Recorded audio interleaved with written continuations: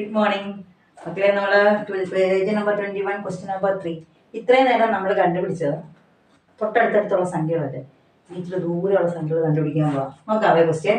Fifth term of an arithmetic sequence is 38 and ninth term 66. Find what is 25th term. തൊട്ടടുത്തുള്ള ഒന്നും അല്ല കണ്ടുപിടിക്കേണ്ടേ. ഞാൻ തന്നിരിക്കുന്നത് എഴുതാവേ. ഫിഫ്ത്ത് ടേം 38, പിന്നെ നയൻത്ത് ടേം 66. നമുക്ക് കണ്ടുപിടിക്കേണ്ടത് 25th എത്രയാണെന്ന് കണ്ടുപിടിക്കണം. നമുക്ക് സാധാരണ പോലെ തന്നെ ഉള്ളു കേട്ടോ. കോമൺ ഡിഫറൻസ് ആദ്യം കണ്ടുപിടിക്കാം. കോമൺ ഡിഫറൻസ് എങ്ങനെയാണ് കണ്ടുപിടിക്കുന്നത്? നമ്മൾ പൊസിഷൻസ് ഡിഫറൻസ്, നമ്പേഴ്സ് ഡിഫറൻസ്, പിന്നെ ബൈ ചെയ്യും അല്ലേ.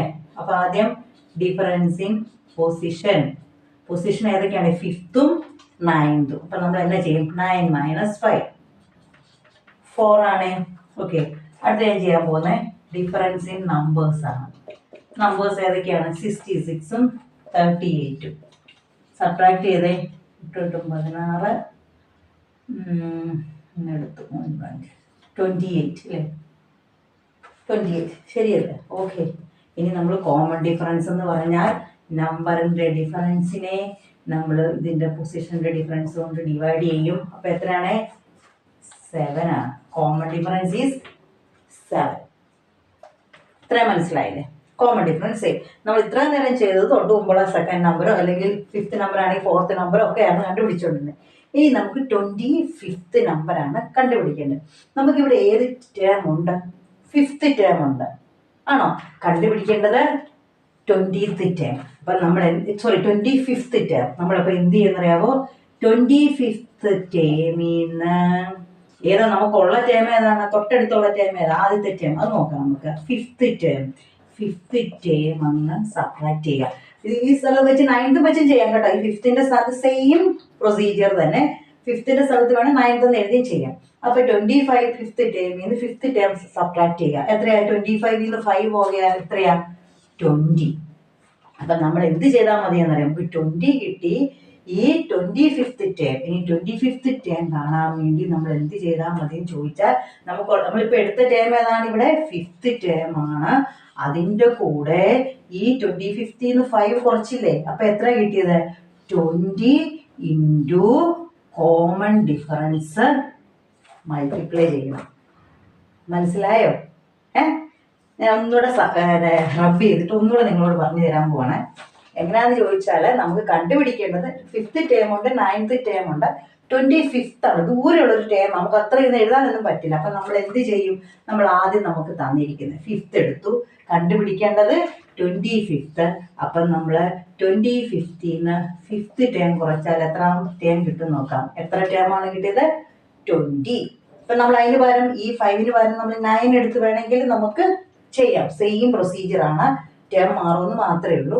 ഇനി നമുക്ക് 25th ടേം കാണണമെങ്കിൽ നമ്മളിപ്പോൾ ഇവിടെ സബ്ട്രാക്ട് ചെയ്ത ഏത് ടേമാണ്? 5th അല്ലേ എടുത്തത്. അപ്പോൾ 5th ടേം എടുക്കുക. അതിൻ്റെ കൂടെ നമുക്ക് ഇവർ തമ്മിൽ സബ്ട്രാക്ട് ചെയ്തപ്പോൾ നമ്പർ കിട്ടിയല്ലോ 20. അതേ ഇൻറ്റു കോമൺ ഡിഫറൻസ്. ഇപ്പൊ മനസ്സിലായില്ലേ? അപ്പൊ 5th ടേം എത്രയാ? 38 ഉണ്ട്. 38 പ്ലസ് നമ്മൾ എന്നാ 20 ഇൻറ്റു നമ്മുടെ കോമൺ ഡിഫറൻസ് എത്രയാണ് കിട്ടിയത്? 7 is equal to ആൻസർ എത്രയാണ്? 38 പ്ലസ് 20 ഇൻറ്റു 7 എത്രയാ? 140 അല്ലേ? 20 ഇൻറ്റു 7 140. ഇത് നമ്മൾ ആഡ് ചെയ്ത് 8 3 7 178. കണ്ടോ മക്കളെ? 25th ടേം നമ്മൾ എത്ര പെട്ടെന്ന് കണ്ടുപിടിച്ച് എഴുതാതെ. മനസ്സിലായില്ലേ? ഇത്രയുള്ള നമ്മൾ ആദ്യം കാണുന്നത് കോമൺ ഡിഫറൻസ് കാണുക. പിന്നെ അവർ ഏത് ടേം ആണ് ചോദിച്ചിരിക്കുന്നത് അതും നമ്മുടെ ഫസ്റ്റോ ഇല്ല നമുക്ക് തന്നിരിക്കുന്ന ഇതിൽ ഏതെങ്കിലും. ഇപ്പൊ 9 എടുക്കുന്നെങ്കിൽ 25 9 കുറയ്ക്കുക. അപ്പൊ എത്ര വരും? 14 അല്ലേ? 25 9 പോകാൻ അല്ല 9 16 16 വരും. അപ്പൊ നമുക്ക് ഇതിന്റെ സ്ഥാനത്ത് ഈ 20 എന്നുള്ള സ്ഥാനത്ത് നമ്മൾ ഇവിടെ എത്ര ഇട്ടാൽ മതി? 16 ഇട്ടാൽ മതി. നിങ്ങൾ അങ്ങനെ ഒത്തിരി കൺഫ്യൂഷൻ ആയിട്ട് പോകണം. നമുക്ക് എപ്പോഴും ആദ്യം തന്നിരിക്കുന്നത് തന്നെ എടുത്ത് ചെയ്യുക. 5th കുറച്ചു 20.